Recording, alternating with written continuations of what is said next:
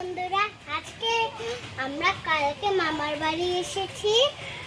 আর দেখো কত বড় একটা হাঁস এনেছে আমার আমার দিদিমা। আজকে আমরা আমি, মাসি, ঋত্বিকা দিদি, ঋষি ভাই খাবো। আর আর ইয়ে খাবে না? আর্য খাবে না?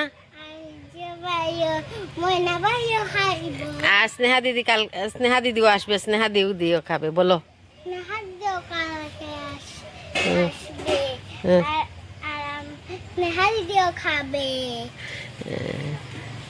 শুধু কৌশিক ভাইয়া আমাদের থেকে দূর। ওকে, হাঁসটা দেখে নেও। আমি শুধু ভয় পাই হাঁসকে যদি ঠুকুর দিয়ে দেয়। আমার মামা কাছে একবার টুকরা মেরে দেবে, ওটা লাগে ডরাই। তো আশ আছে, ওই দেখো যাচ্ছে।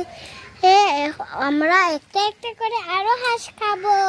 প্রতিদিন একটা একটা করে খাবো। প্রতিদিন একটা একটা একটা একটা করে সারা হাঁস শেষ করে নেব। যতদিন মামার বাড়ি থাকবো, যতদিন মামার বাড়ি থাকবো, প্রত্যেকদিন একটা করে খাবো। প্রত্যেকদিন একটা একটা করে সারা হাঁস শেষ করে। বলো, তুমি বলো, কে রান্না করবে? মা না মাসি না মামি? কে রান্না করবে হাঁস? মামি। মামি? আচ্ছা, না দিদিমণি?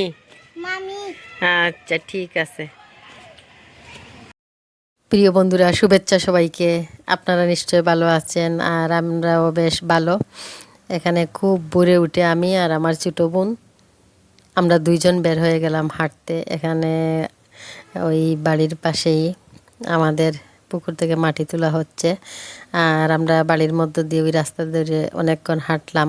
আসলে গ্রামীণ জীবন অপূর্ব সুন্দর। বাগানের মধ্য দিয়ে হাঁটতেছি আমাদের বাড়ির মধ্যে। এখানে অনেকগুলা সুপারি গাছ, ওই বাড়ির মধ্যে হাঁটতেছি। আর পাখির কিচিরমিচির শব্দ মিষ্টি মধুর লাগে শুনতে। এখানে নেই কোনো কোলাহল, নেই কোনো যানবাহনের শব্দ।